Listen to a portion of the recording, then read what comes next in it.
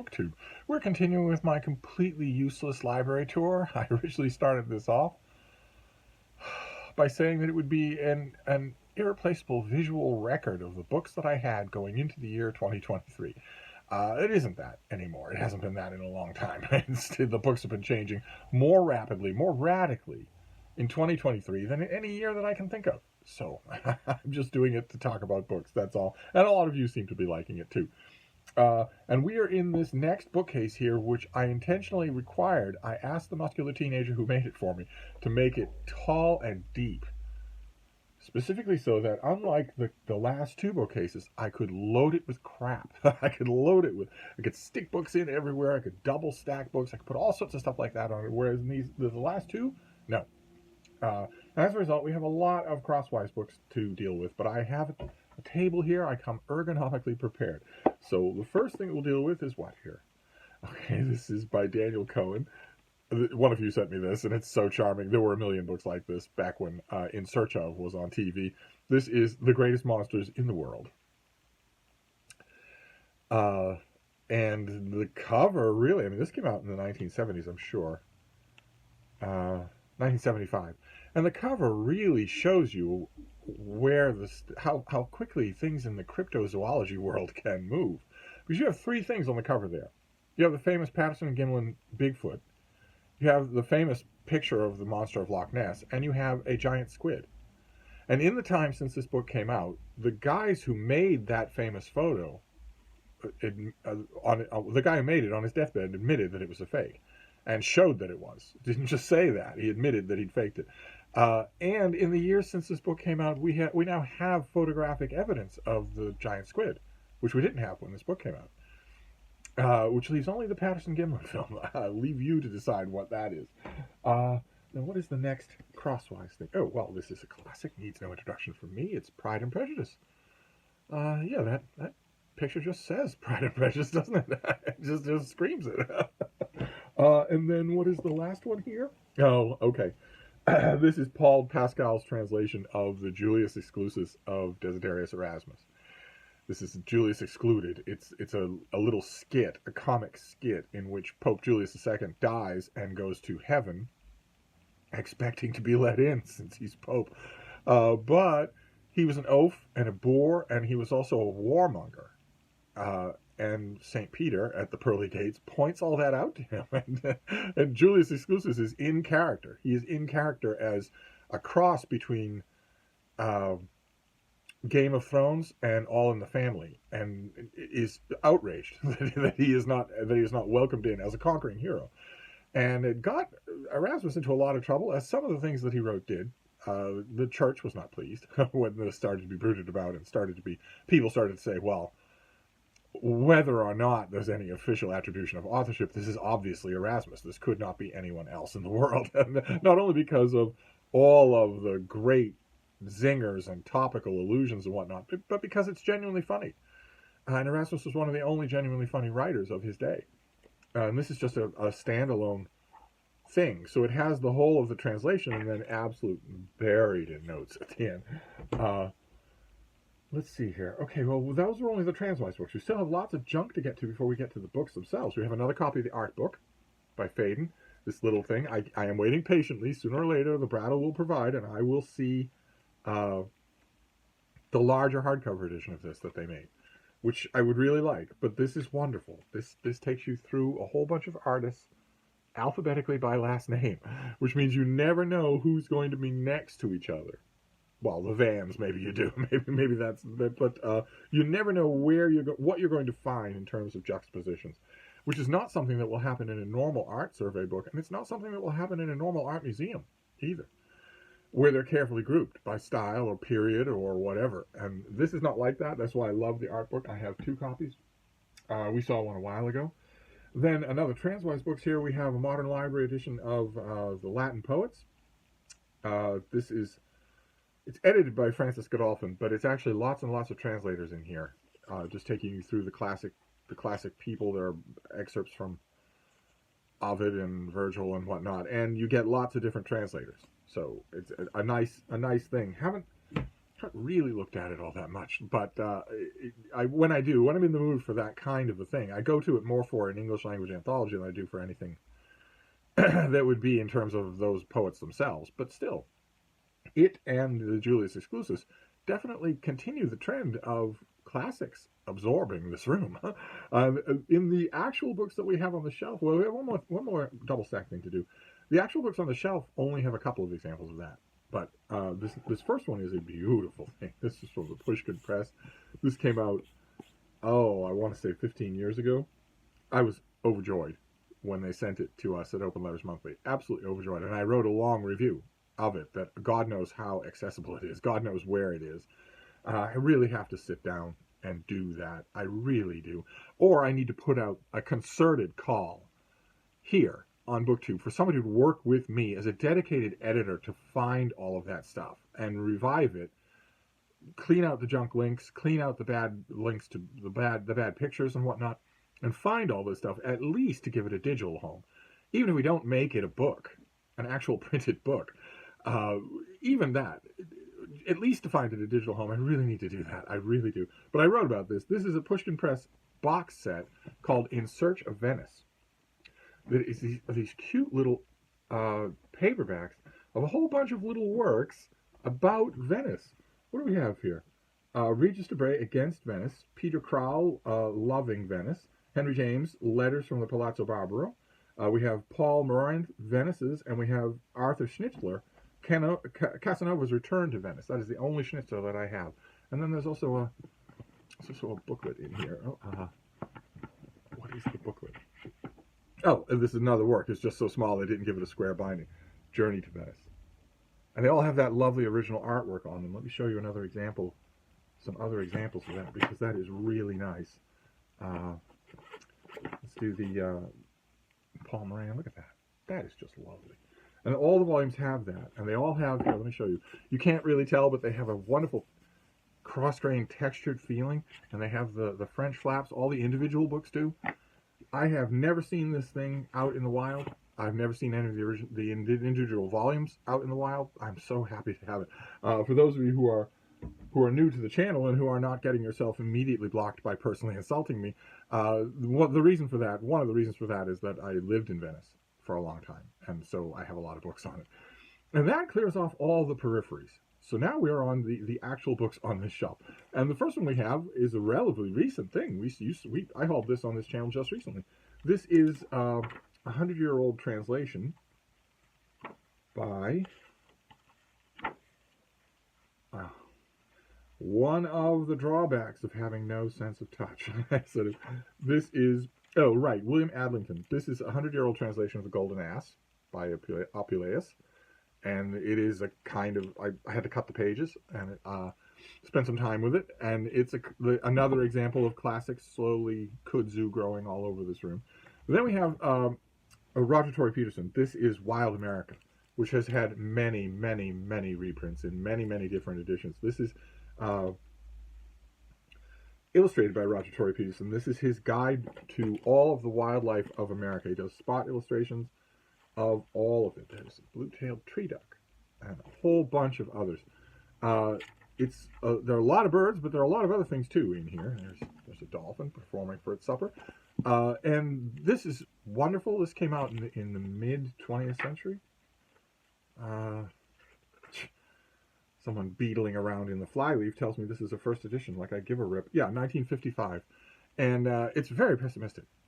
It's a relentlessly pessimistic book. At every turn, Peterson and his co-writer are saying that all the animals they're looking at now are doomed, that they won't be around at the end of the 20th century. Well, we're a quarter of the way into the 21st century, and some of them are still around. So you have to be prepared for that if you're going to go into this. But it is wonderful. And I had a trade paperback of this that I read just forever and ever, and it was very distinctive trade paperback. You would recognize the series if I showed it to you. I don't remember the name of it. I don't remember the name of who did it. Somebody did a paperback collection, a paperback unified collection of nature writing books. And this was one of them. I had that, but I was always on the lookout for a hardcover. And I found a beautiful hardcover that, Poindexter has told me is a first edition in one of these plastic coverings. So I grabbed it right away. Oh, okay. All right. This next one is this is David Kirby's book Death at SeaWorld, which this is the paperback. This is not the advanced copy, and this is one of the small frustrations that I had with writing for the National in Abu Dhabi. For a long time, I wrote for the National, an English language newspaper in Abu Dhabi, and I loved it. I loved my succession of editors there. I love the fact that they paid really well. I love the fact that there were longer reviews. But the one thing I didn't like is that they were totally balkanized from the rest of the critical world. I could link to it until I was blue in the face. No one ever considered a national piece for a blurb on a book. And I wrote at length about this. I wrote a really good review of this. If I can remember, I will try and find it. The National keeps a really good website, so it shouldn't be hard to find even if I don't remember. I wrote a review of this. This is a story of, ultimately it's the story of the absolute indefensible travesty of keeping killer whales in captivity to do tricks 3 times a day for audience members, to wave their fins goodbye and dance around with people on their noses and never be allowed out of those tanks and never be allowed to socialize. In the broad spectrum, it's about that, and your blood will boil. But in specific, it's about one particular killer whale, Tilikum, who was kidnapped from his family very, very early on in his life, tortured relentlessly with essentially endless solitary confinement, and it drove him insane. It not only drove him insane, it drove him to be a murderer. I know that they're colloquially called killer whales, but it drove him to be a murderer. It drove him to commit not to attack his fellow whales, but to commit homicide whenever he got the chance. Long before SeaWorld bought him, he was already guilty of at least one premeditated death where he was watching, where it wasn't that someone made a mistake. He was waiting for the opportunity. And famously, I mean, the climax, the main dramatic impetus of this book is a trainer at SeaWorld, Dawn Brancheau, who was very cautious. She knew exactly what Tilikum was. She looked away from him for a fraction of a second, and he reached out of the tank and grabbed her hair and pulled her apart in front of people. Because SeaWorld had, probably still does have, you have the ground level where you've got the tank and you've got the seats and everybody in the audience is told the first 3 rows will get wet. But you can go to a restaurant down below where there's a gigantic plate glass window, a curving plate glass window. You can just eat while you're watching the whale underwater, or whales if there are some females in the tank. And those people were there in that restaurant and watched Dawn Brancheau get ripped apart by Tilikum. And it brought a huge amount of negative publicity to SeaWorld, not just one SeaWorld, but all the SeaWorlds. I don't know off the top of my head. I think that the furor that this book kicked off and a whole bunch of other things and there was also a documentary that really, really got people talking. I think that SeaWorld may have discontinued their killer whale shows just in general, just to court. You'd have to tell me that. If you've been to SeaWorld recently and killer whales have surged out of their pen and come to do dances for you in the water. If you've done that recently, then maybe they haven't. But this is a harrowing book, but amazingly good. And it killed me that, I mean, often I don't care, but although the National paid very well, I'm not in this for the money. I'm in this for the conversation. There's a communal conversation about books. There's a communal critical conversation of our day. Later, critics can say what they want, and readers, of course, get to say what they want. But there's also a critical conversation about books, the books of our day. I love being part of that conversation. And I was part of that conversation for Death at SeaWorld, but no one noticed that. But anyway, okay, then we have another. I got this when it was new, before we were talking to each other. This is right up my alley. This is by Daniel Loxton and the great Donald Prothero, the great curmudgeon Donald Prothero. And this is Abominable Science. And this is where the two authors go at all of basically every aspect of cryptozoology and assess it scientifically, rigorously, and they don't hold up well. It's a heavier thing because it's really heavily illustrated all throughout. There's not just a block of photos. It's all throughout, and it is bracingly good. Bracingly good. Okay, then we have Margaret Yourcenar. This is Memoirs of Hadrian. This is coming up for those of you following. This is going to come up in Mike Cummins and Ann Novella are doing Classic and Company. They read a classic at a fairly leisurely pace all year long, and this is one of the ones they're doing, and well worth your time. It is one of the great Roman historical novels. I guess maybe you could say the same thing about The Golden Ass. But this is uh, memoirs dictated by the Roman Emperor Hadrian, mostly about or revolving around his beloved boy Antinous. This is an English language translation by uh, Grace Frick, and there's one other English language translation at least that I know of, and I've had them from time to time. There's one with an Edward Gorey cover, believe it or not, but I waited patiently for this particular FSG edition. This is the edition that I wanted for a whole bunch of personal reasons. Don't make any sense about the edition or anything like that. I wanted this, and I knew if I'd waited long enough, because they. Oh no, this is saying Noonday, but this is FSG. I don't know, Noonday is. Well, anyway, uh, FSG had a hit with this, so I knew there was a huge print run of it. So I knew that if I waited long enough, I would find it, and I did. Uh, okay, then we have contemporary fiction, relatively contemporary fiction. This is Body and Soul by Frank Conroy, but this is not the American hardcover. This is yeah, Hamish Hamilton. So this was a UK hardcover, which I like better. I like it better than the American hardcover. That's all. No big deal, right? Everything in this room is here because I love it. And boy, oh boy, do I love this book. Boy, oh boy, do I love this book. This author became famous young for his novel, Stop Time, his memoir, Stop Time. And there were works on and off over the years. He was a bruised but wonderful man. And eventually he wrote this book, which is about a young piano prodigy. It's a novel about a young piano prodigy and the obstacles that he has to endure in his life. And it is not only one of the great works, one of the great pieces of fiction about music, but it will move you. Even if you don't care about music, it will move you. It is amazingly good. Amazingly good, except for the ending. The ending is just a head scratcher. But the rest of the book, 99% of the book,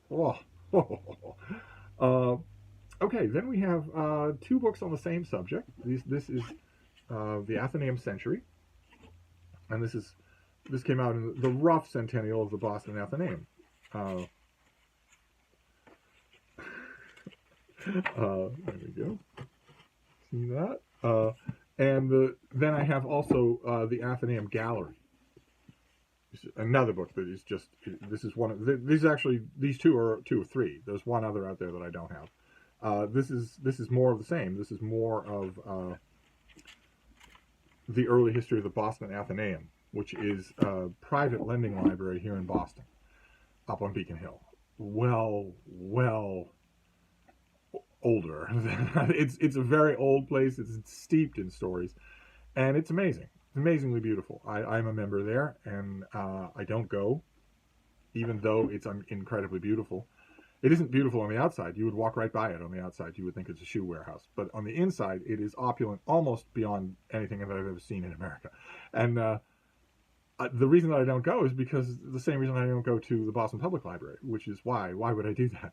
Why would I do that? I love my fainting couch. I love the bean. I'm right here. I don't have to think about anything. I don't have to worry about anything. I don't have to finish my work, wrap up all my stuff, put it in a bag if I had a reliable bag, and trek across town, yearning the whole time to be back where I belong. I don't have to do any of that anymore, so unfortunately I don't do it. And but still, I have done it in the past a lot, and I have very many fond memories. Okay, then we have this is another new release. We saw this here on this channel just recently. This is Henry Scott Tuke. This is an art catalog to go along with an exhibit. I don't remember where or when the exhibit is, but that's this artist here who drew young men. He drew young men in various states of undress and from various cultures, and he also did. He did other things, but he mainly did that. Let me show you another example of his work. Well, okay. He did. This is called A Sailor's Yarn, where an older figure is talking to a young man. But he also did a portrait of the young man. He was, I believe, the current noxious uh, 21st century pathologizing of everything. Is that Rowling again? Yes, it is. Look at that. And here are some naked boys. But in the noxious 21st century terminology, he would be called an ephebophile. But the book is wonderful. The book is the treatment of him that I've been waiting for a long time, that I never ever saw. And then we'll finish up this shelf with another canonical thing, another one of the canonical things. This is a big edition of Henry David Thoreau's Walden. This is the annotated Walden, a huge thing that is basically a one-stop shop for all of Thoreau. I mean, it's great for Walden, of course. It's a great edition of Walden, but it's also everything you need to know about Thoreau, who has appeared in this library show before. And then I wanted to go straight on to another shelf. Do we have time to do that, I wonder? Let's put all this sideways stuff back and see if we do. I think we do. Let's go on to another shelf. Let's do two shelves. So first we have crosswise books here. We have the mass market paperback of Eye of the World. Robert Jordan got this because it has the step back, and the bigger hardcover that we saw does not. We have a Conan pastiche novel by Sean Moore. This is Conan and the Grim Grey God in a trade paperback. Some of these are made in trades. We have another edition of Dune. This is just one of these taller mass market paperbacks, big fat thing, really nice dimensions. That's why I got it, even though at the time that I got it, I was telling myself, you don't need any more copies of Dune, but I got it anyway. There's the two tiny figures on the sand in a nice window on uniform black. I really like that design, so I got it. Then our Transwise book here is this. This came out last year? Yeah, this came out last year. This is In Praise of Good Bookstores, which was wonderful. Absolutely wonderful. Not just about specific places, but about what used bookstores do. What bookstores used and new do, what they are like, and what makes a good one, and why the good ones are good. I loved it. I don't think I would like the author. I think we're on completely different wavelengths. I think he is a ruthless pedant, the editor or whoever it is. But the book, oh my, I loved it. And that is all the extra stuff here. So we can move on to the books themselves. And the first one is this battered old copy. This is due to be replaced as soon as I get a replacement. This will go out the window. This is Boston: A Topographical History by Walter Muir Whitehill, which used to be the thing that I would. There's the old corner bookstore.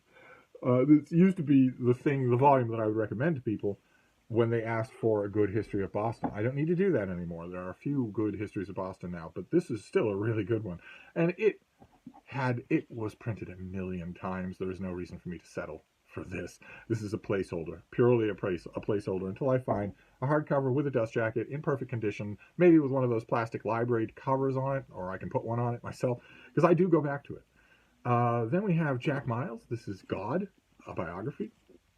This is an absolutely wonderful book, heavily annotated by yours truly, in which Miles conducts the extended intellectual exercise of saying that the Bible was written by one person and that God is a character in that book. And we are following that character. This is the life of that character. What happens in that life? What can we say about that character, judging by what happens? When I first read about that as a device, I thought, okay, well, that's pretty thin. That's not going to last more than 10 pages, but it's brilliant. It's Miles' best book. Then we have, this is from the University of Toronto, of course. Those of you who know the subject will know that it had to be from there. This is The Erasmus Reader, edited by Erica Rummel. A very good, I never see this in the wild. I never see anything about Erasmus in the wild, but this is a very good anthology of a lot of Erasmus. I'd be willing to bet that the Julius Exclusus is in here entirely. Anti-Barbarians, The Education of Children, Good Manners, The Enchiridion Militis Christiani. Is the Julius Exclusus in here? Yes. Well, a chunk of it is, yes. Probably all of it. A very good Erasmus anthology from the university that does them best. Okay, then we have a double. This is a beautiful condition copy of the Essays of E.B. White. We've already seen this. But this one has the library dust jacket. It's not haphazard. It's not in crappy condition. So what I really need to do is find that other edition and put it aside. Put it aside to get rid of it because I don't need that. If I have this, I don't need two. What is this next one? Oh, great. Okay, this is Carol and Tickner, connected obviously to Tickner and Fields, did this wonderful thing. This is, let me see if I can, the spine is nothing to show you. Let me see if I can show you the flyleaf. This is Dr. Holmes's Boston. And there's the State House there with its gold leaf dome, and on the opposite side is Dr. Holmes in his famous hat, strolling down the street. This is really a snapshot of Boston in the age when it was originally referred to as the hub of the universe. Wonderful, a wonderful work of Boston history, much like these Athenaeum volumes, but obviously they all belong together. They shouldn't be apart from each other. Okay, then we have a character who we've seen before. Oh, this is such a wonderful book. This is Complete Book of Marvels by Richard Halliburton, and it is full of period black and white photos. I wrote about this at great length too, as much on Michelle. I wrote about this at great length. I've written about this author at great length on my old literary blog, Steve Reads. God knows where that material is, but there's 10,000 words out there by me, at least, on every book that you could think of that seems not to be collected or collectible. But we saw this guy already. We saw him for, I'm not spotting it off the top of my head, but we've seen him already. This is the really big, really illustrated taste of him. Okay, then we have James Wynne. This is his big book, John Dryden and His World. By far and away the best biography of Dryden that's ever been written, in a slightly oversized hardcover. I don't know if I can... Do I have an example of that? Yes. It's an oversized hardcover. It's wonderful. This author is wonderful. This author you should not miss if you're at all interested in any of the subjects that he writes about. He's wonderful. And his book on Dryden is fantastic, although, fantastic or not, say it with me now, it doesn't belong in here. It's a biography. I have an enormous sprawling collection of biographies elsewhere. Okay, then we have another classic. This is the Annotated Dracula. This big thing. It's also heavily illustrated. Just a wonderful, wonderful volume. Edited by Leslie Klinger. And you can either, I've seen hardcovers of this out in the wild, but the paperback is holding up just fine, so I don't bother with them. Then we have a Reader's Digest, a Reader's Digest volume. This is a huge Reader's Digest volume of the Bible. Beautiful thing. That again, I had it, I got rid of it, I sent it to somebody long before there was a booktube, so it wasn't one of you. And I just expected that I would find it again, and it took a while, but it did show up at the Brattle again. And this is the Bible with tons and tons of, there's a woodcut there, but there's tons and tons of other things. There's original carvings and whatnot, and paintings and diagrams. It's not the whole of the King James Bible, I don't think. I'm pretty sure that this is excerpted. Yes, this is condensed from the New Revised Standard of the old. So this isn't the King James at all. This is the New Revised Standard. And it's condensed too, because what are you going to... If you're doing a big, lavish, pictorial Bible, what are you going to do with the Book of Laws? Okay, and then we'll finish up with another Boston book. So this is 30 minutes. This is 2 shelves. This is another Boston book. This is it was the Museum's Discovered series of very heavily illustrated hardcovers. And this is the Isabella Stewart Gardner Museum, which is one of the 2 marquee museums here in Boston that you really, really should not miss. It's a Venetian Palazzo. It's over on the Fenway. It's just about a minute's walk from the Museum of Fine Arts, Boston's actual big, predictable art museum. But the Gardner is not predictable. The Gardner is the singular visual expression, and it's amazingly good. And it made the news in 1990 because it was the location of one of the most daring and most damaging art thefts in art history that we know of, where the thieves waited until the museum was closed. They bluffed their way in, pretending to be policemen, and incapacitated the guards who were there and had their free will of the place for the whole of the night. And they stole a lot, including this, which is here in this book, but is no longer in the museum. Storm on the Sea of Galilee by Rembrandt. When you climb to the top of the Garden Museum, you will find the frame that painting used to be in. But the painting's not there. Instead, there's a little plaque inside the frame saying that if you have any information about how to retrieve it, please tell somebody. Please let somebody know. Uh, and there we go. That's it. Okay, so that's another two shelves that we have done here. I'm going to put everything back where it was because I tear this apart when I'm not on camera. But that's our library tour. I didn't think I'd be able to do it, but here I am, and we will continue. So I will see you then. Thank you, BookTube.